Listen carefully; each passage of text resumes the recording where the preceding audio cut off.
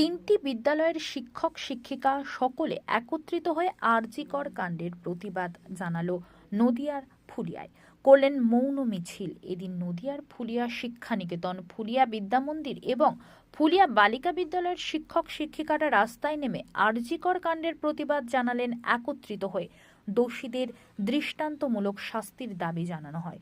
যদিও এদিন বিদ্যালয়ের শিক্ষার্থীরা মিছিলে ছিল না সরকারি নিষেধাজ্ঞা থাকায়, তাই স্কুল ছুটির পরে তিনটি বিদ্যালয়ে একত্রিতভাবে সমস্ত শিক্ষক শিক্ষিকা শিক্ষামণ্ডলী সকলকে একত্রিত করে এই প্রতিবাদী মিছিল সংগঠিত করেন।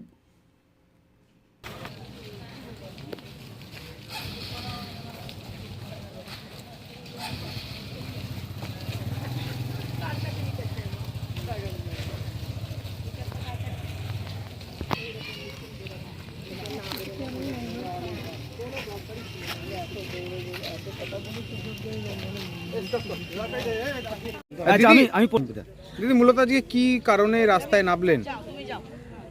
সবারই মোটামুটি জানা আরজি করের যে ঘটনাটা ঘটেছে অত্যন্ত দুঃখজনক একটা ঘটনা।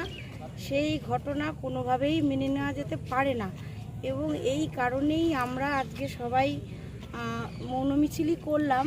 মূলত আমাদের একটু দেরি হলেও বিভিন্ন কাজে, বুঝতেই তো পারছেন, আমরা স্কুলটাও তো আমাদের মেনটেন করতে হয়।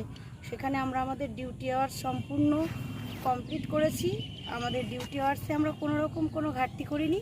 তারপরে ছুটির পরেই আমরা কত সংখ্যক শিক্ষিকা এবং শিক্ষক আমরা এখানে পাশাপাশি তিনটে স্কুলই আছি।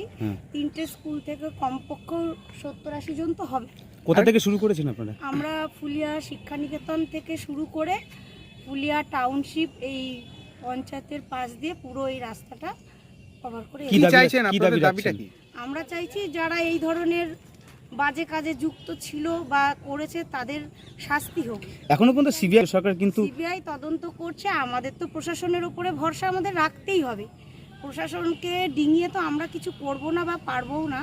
প্রশাসন প্রশাসনের মতো কাজ করুক, কিন্তু আমরা চাইছি ওনারা যেন সবার কথা ভাবেন, সবার কথা ভেবে যেন যারা দোষী তাদেরকে যেন অবশ্যই শাস্তি ব্যবস্থা। সে তো অবশ্যই সবার বাড়িতেই তো মেয়ে রয়েছে, শুধু মেয়ে বলে না, ছেলেরাও তো আজকাল কোথায় সেফ, ছেলেরাও তো সেফ না। যেসব ছেলেরা ধরুন বিপথে চলে যাচ্ছে সেটাও তো বিপজ্জনক ব্যাপার। তারাও তো আমাদেরই সন্তান, ছেলেরাও আমাদের সন্তান, মেয়েরাও আমাদের সন্তান। মেয়েদের যেমন সেফটি দরকার, আমি চাই যেন বাচ্চা ছেলেরা যারা এই বিপথে চলে যাচ্ছে সেই ব্যাপারেও তো ভাবতে হবে, সবাইকেই ভাবতে হবে। আপনারা তো শিক্ষিকা, কি মনে করেন না যে প্রথম শিক্ষা অর্থাৎ বাড়ি থেকে যদি শিক্ষাটা ভালোভাবে হয় তাহলে এই সমাজে এরকম ব্যাধি আরও না আসতে পারে?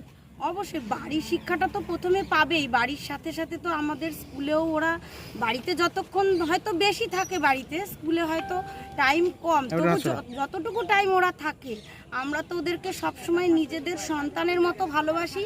তাদের ভালোটা মন্দটা দুটোই আমাদের দেখতে হয় এবং আমরা চেষ্টা করি ভালো মন্দ দুটোই তাদের দেখার। মন্দ হলেও আমরা সেটা ভালো করার চেষ্টা করি, আর ভালো হলে তো সেটাকে আরও ভালো জায়গায় নিয়ে যাওয়ার আমরা চেষ্টা করি। বিভিন্ন স্কুলে তো শুধু পড়াশোনা নয়, পড়াশোনা ছাড়াও ধরুন বিভিন্ন যোগাসন রয়েছে, খেলাধুলা রয়েছে।